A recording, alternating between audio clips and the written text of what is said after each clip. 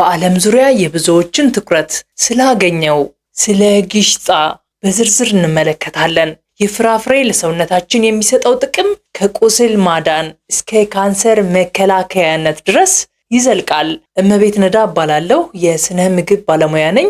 በዚህ ቪዲዮ ውስጥ ጊሽጣ ካንሰርን ለመከላከል ያለውን ሚና፣ ለደም ስኳር፣ ለአይን ጤናና ለስነ ልቦና ያለውን ፋይዳ እንዲሁም መወሰድ ያለበት ጥንቃቄ በዝርዝር እንቃኛለን። እስከ መጨረሻው አብራችሁኝ ቆዩ። የመጀመሪያው ዓለምን እያስገረመ የመጣው የጊሽጣ ዋነኛ ጥቅም የካንሰር ሴሎችን የመዋጋት ተፈጥሯዊ አቅሙ ነው። ሳይንሳዊ ምርምሮች እንደሚያሳዩት ጊሽጣ በውስጡ አሲቶጄኒንስ የተባሉ ጠቃሚ የሆኑ ተፈጥሯዊ ውህዶችን ይዟል።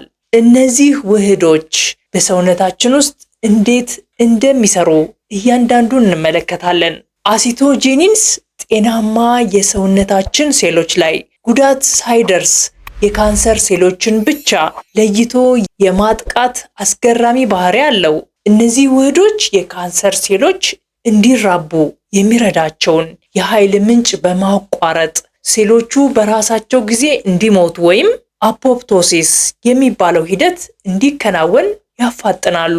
እስካሁን በተደረጉ የላብራቶሪ ምርምሮች ጊሽጣ የጡት፣ የፕሮስቴት፣ የሳምባ እና የቆሽት ካንሰር ሴሎችን በማዳከም ረገድ ተስፋ ሰጪ ውጤቶችን አሳይቷል። ሁለተኛውና እጅግ አስገራሚው የጊሽጣ ጥቅም ባክቴሪያን የመከላከል ብቃት ነው።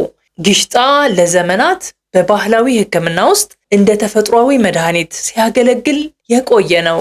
ጥናቶች እንደሚያሳዩት ጊሽጣ በተለይ እንደ ስታፋይሎኮከስ ያሉ ለቆዳ ኢንፌክሽን እና ለተለያዩ የውስጥ ደዌዎች ምክንያት የሚሆኑ ባክቴሪያዎችን የማዳከም ከፍተኛ አቅም አለው። ጊሽጣ የሚከላከለው በውስጡ ያሉት ንቁ ውህዶች የባክቴሪያዎችን የውጭ አካል ወይንም ሴል ሜምብሬን በመብሳት እንዳይራቡና እንዳይሰራጩ ያደርጋቸዋል።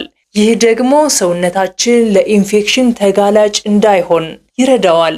የጊሽጣ ጥቅሙ በፍሬው ላይ ብቻ የተገደበ አይደለም።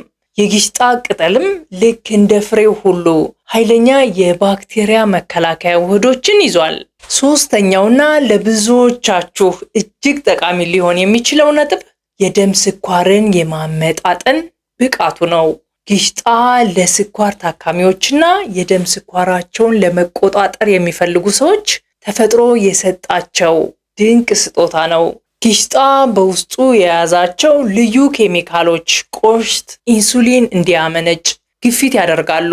ኢንሱሊን በደማችን ውስጥ ያለውን ስኳር ወደ ሴሎቻችን በማስገባት ኃይል እንዲሆኑ የሚያደርግ ሆርሞን ነው።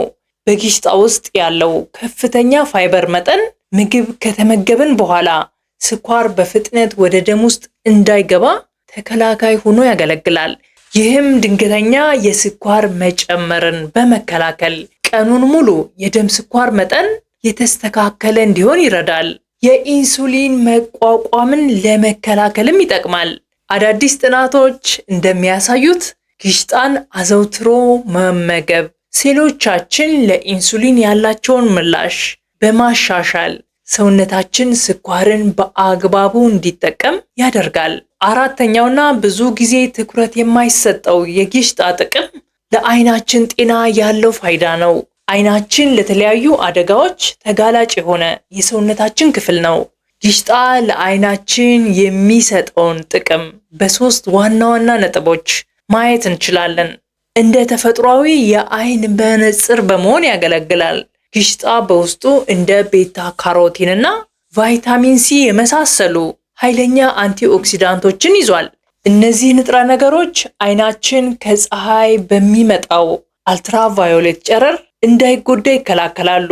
የዕድሜ መግፋት ተጽዕኖን ለመቀነስ ይጠቅማል። በጊሽጣ ውስጥ የሚገኘው ቫይታሚን ቢ2 ወይንም ሪቦፍላቪን በአረጋውያን ላይ በብዛት የሚታየውን የአይን ሞራ ወይንም ካታራክት እንዲሁም ማኩላር ዲጀነሬሽን የተባሉ የእይታ ችግሮችን የመቀነስ ከፍተኛ አቅም አለው። ሌላው አስገራሚ ነጥብ ደግሞ ጊሽጣ በውስጡ ባለው ከፍተኛ የፖታሺየም ይዘት ምክንያት ወደ አይን የሚሄደውን የደም ዝውውር ያሻሽላል።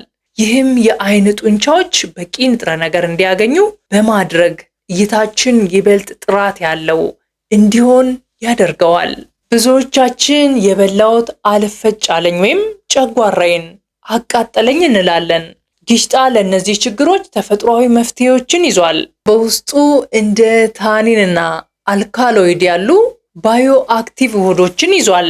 እነዚህ ውህዶች እንደ ጋስትራይትስ እና አልሰር የመሳሰሉ የጨጓራ ግድግዳ መቁሰል በማስታገስና ጎጂ ባክቴሪያዎችን በማጥፋት ረገድ እጅግ ውጤታማ ናቸው። የጊሽጣ ፍሬ በውስጡ እጅግ ከፍተኛ የሆነ የአመጋገብ ፋይበር ወይንም ዳይተሪ ፋይበር ይዟል።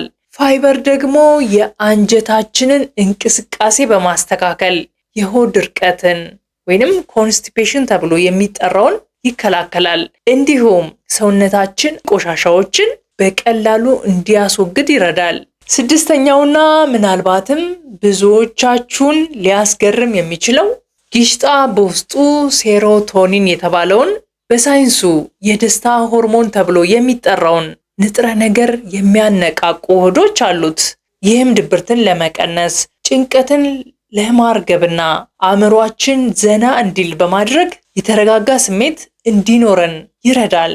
ጊሽጣ በውስጡ ያሉት ጸረ ብግነት ውህዶች እንደ ራስ ምታት ያሉ ህመምን የማስታገስ ተፈጥሯዊ አቅም አላቸው። በተለይ ደግሞ እንደ አርተራይትስ ያሉ የመገጣጠሚያ ህመሞች ላለባቸው ሰዎች ህመሙንና እብጠቱን በመቀነስ ረገድ ትልቅ እገዛ ያደርጋል። በባህላዊ ሕክምና የጊሽጣ ቅጠል ሻይ እንደ ተፈጥሯዊ ማስታገሻ ወይንም ሴዴቲቭ ያገለግላል።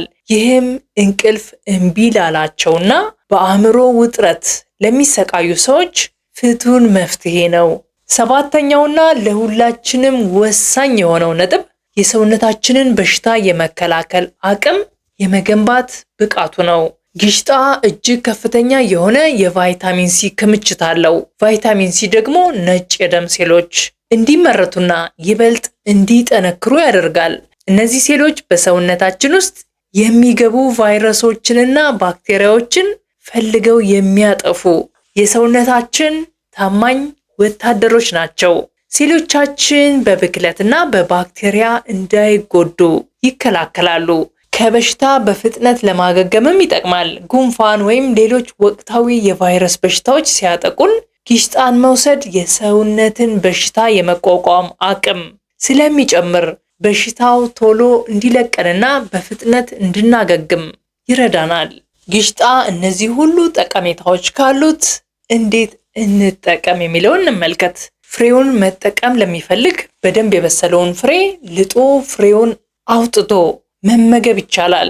በጭማቂ መልክ እጠቀማለሁ ካላችሁ ፍሬውን በማውጣት ከውሃ ጋር በመፍጨት መጠጣት ይቻላል። ለጣዕም አናናስ ወይም ማንጎ መጨመር ይቻላል።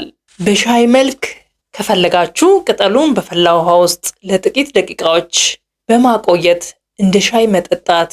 ይህ በተለይ ለጭንቀትና ለእንቅልፍ ይረዳል።